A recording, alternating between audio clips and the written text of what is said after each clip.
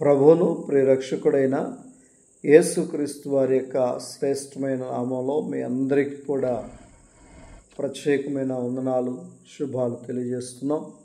బాగున్నారా? మిట్లారా మా అనుదిన ప్రార్థన కార్యక్రమాన్ని బట్టి మీ అందరినీ కూడా కలుసుకుని ఈ రీతిగా ప్రార్థించడానికి దేవుడు ఎంతో కృప చూపించాడు. మరి మీ యొక్క కుటుంబాల్లో మీ యొక్క పిల్లలతో కలిసి ప్రతిదినము ప్రార్థన చేసుకోవటం, ప్రతిదినము దేవుని స్తుతించటం మంచిది. అది మీకు దీవెన. చూడండి, పరిశుద్ధ గ్రంథాన్ని మనం గమనిస్తే కీర్తన గ్రంథం 68వ అధ్యాయము 28వ వచనం.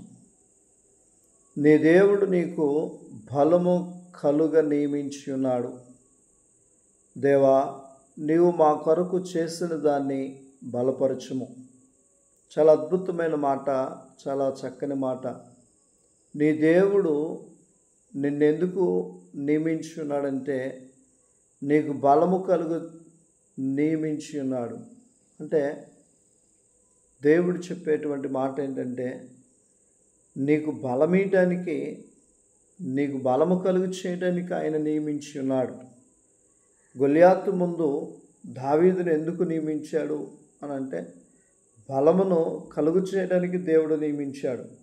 నిజమే, బలమును ఎప్పుడైతే కలుగు చేశాడో దావీదు గొలియాతును పడగొట్టాడు, జయమిచ్చాడు దేవుడు. కనుక ఈరోజు నువ్వు ఎందుకు నియమించబడ్డావు? ఈ అప్పులు, ఈ బాధలు, ఈ రోగాలు, ఈ పరిస్థితులు ఏంటి? నన్ను ఎందుకు నియమించాడని ఒక్కొక్కసారి నీవు బాధపడుతున్నావా?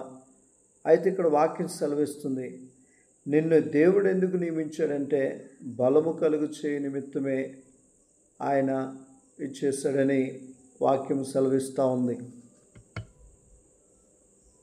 కనుక మీరు ఈ విషయాన్ని గమనించి జాగ్రత్తగా మనం ఉండగలిగితే దేవుడు బలం ఇస్తాడు. రెండవది ఏమంటున్నాడు? దేవా, నీవు మా కొరకు చేసిన దాన్ని బలపరచుము.